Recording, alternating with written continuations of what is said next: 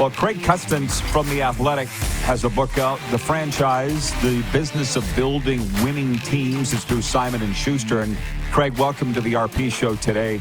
To be honest, it's a bit of a passion of mine, just how teams are constructed. You went so far as to write a book about it. So clearly it's something you're very interested in.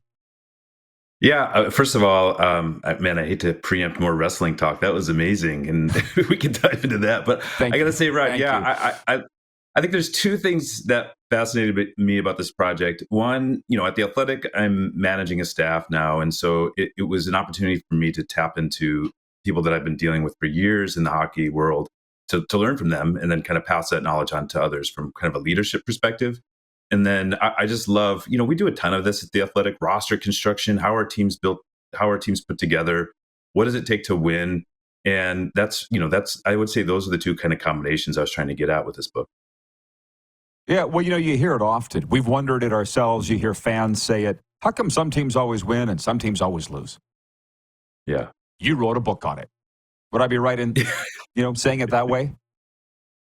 Yeah, I think what I try to do with this book, and there was spend a lot of time with people from ownership to GMs to team presidents that were at various points in their career. So, I mean, there's a couple obvious people. You can get time with somebody like Lou Lamoriello, multiple Stanley Cups.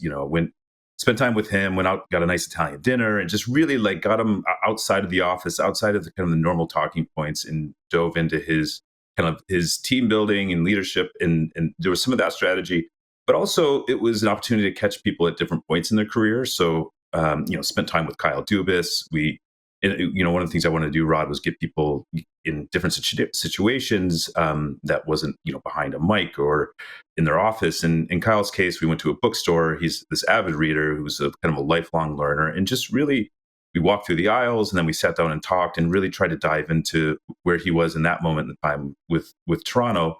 And even somebody who I believe is going to be a future GM, and Megan Duggan, who works in player development with the Devils. I mean, she's brilliant, did some amazing things in the women's hockey space, and now is kind of an up and comer. So, was really trying to balance, I would say, all the different kind of aspects and also career arcs in that space. Again, the book is The Franchise, The Business of Building Winning Teams, from Craig Custance through Simon & Schuster. I'm going to read it, but maybe do you want to skip to the end and just tell me what your summation was? I'm dying to know if there's one. I know there isn't one blueprint, or everybody would do it, right? Yeah, look, I mean, I would say if there's a through line, it's really hard and difficult. And I think I would say a common theme that came up a lot was, to succeed, you have to make really difficult decisions and do it in real time. And I would say somebody, and we've seen it play out multiple times with the Tampa Bay Lightning and Julien Brisebois. He's a great example of that, where, when I was talking to him, he was going through a situation with Ryan McDonough where, ended up moving him to Nashville. There was a possibility of him going on waivers. And Rod, here was a guy that was bleeding for the team, literally. And, they raised the cup, is close with the players in the roster. And here's somebody who had to do something that was pretty cutthroat, right? And I think seen by some as heartless, and you factor in team culture. And if I had to guess, the coaching staff didn't love it. And this happened time and time again. And you saw Julien do it again with Steven Stamkos. Again, really difficult decision to arguably get incrementally better. And each one of these leaders, these owners, had versions of that. George McPhee, if you think of what he's done in Vegas, they overachieved early on and basically rebuilt that roster. And along the way, fired two really good coaches. And George said that was something he learned from Washington, was basically, I'm never going to mess around with the coach. If I see an opportunity to upgrade, I'm going to do it. And these are, Rod, that's hard to do. You're going to get criticized. We talked at times with some of these leaders about the loneliness that's behind it. It's difficult. And I would say that was kind of a common thread. God. That's why these interviews are great. I'm dying to read this book. Is there a section on listening to the media and the fans? So kind of, yeah. Literally, there is partly because I'm coming through that lens. Lou and I went back and forth a lot. I disagree with how secretive he is at times, and I think it hurts promotion of the game and building it.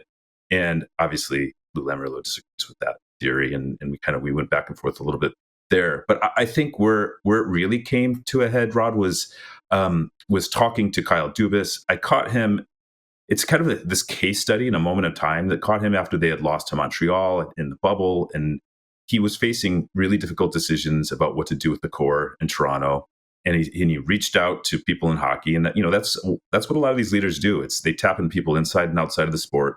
Kyle did it.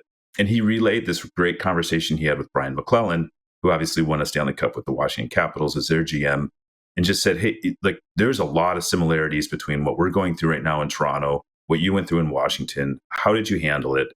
And he said Brian was unbelievable and gave him this incredible answer. And then when I was like, Kyle, yeah, great, we're writing a book here. What was the answer? And he's like, it was a personal conversation I can't share. So then naturally, that's the fun thing about doing a book like this is you can pull on that thread. And I spent some time with Brian, and I went down and talked to Ted Leonsis in DC, and was just like, okay, this is the question. You were faced this in Washington. Why did you do what you did? And to get back at your question, one of the things that Brian said was, you have to remove the noise. You can't listen to the media. You can't listen to the fans.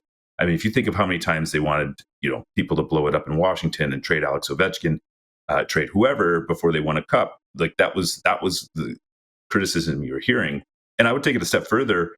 When you talk to people in the Capitals organization, they said sometimes you can't listen to the players. You do these exit interviews, and they gave some really good examples of players that wanted drastic change, and you're catching them in the heat of the moment when they're really disappointed coming off a playoff loss. There's a ton of emotions, and so he's like, you can't even listen to the players at times. That's why I often say, don't ever listen to. I've had so many friends retire in the football realm at their news conference right after the game. I'm like, give the guy a week.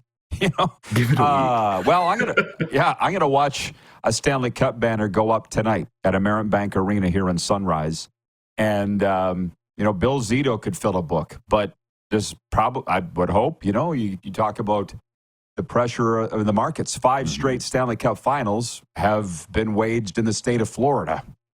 And you look at what Bill Zito is like. There's not pressure here. Zito would argue, but it ain't like Toronto. It ain't like Calgary or Winnipeg. And Bill fired a coach. Bill Zito fired Andrew Burnett after winning the President's Trophy. And I don't even know why he did, but he felt he needed to do it. So, yeah, sounds like a fascinating book, Craig. I can't wait to get my hands on it, and I know our viewers will too. The franchise, The Business of Building Winning Teams, from Simon & Schuster. Where can people get it? Anywhere. Bookstores, Amazon, just the library. I just want people, there's so much insight from these people. And honestly, Rod, you mentioned Bill Zito. One of my regrets was not getting him in. We talk a lot. He is a fascinating leader in hockey. Gave up a lot to pursue his kind of dream of winning a Stanley Cup in terms of giving up his agency. And he's an amazing story in Florida. Your next book. Get him in your next book. And Craig, by the way, I have friends that say down here, where can I get quality hockey coverage? Well, a lot in Canada, but a lot in the States too. And I say The Athletic, pay the dough because it's worth it. I'm a career media guy. It's worth something. I love it. I love it. Okay, Craig, thanks for the time. Good luck with the book, man. My pleasure. Thanks for having me, Rod. Craig Custance from The Athletic, and his new book is out, The Franchise.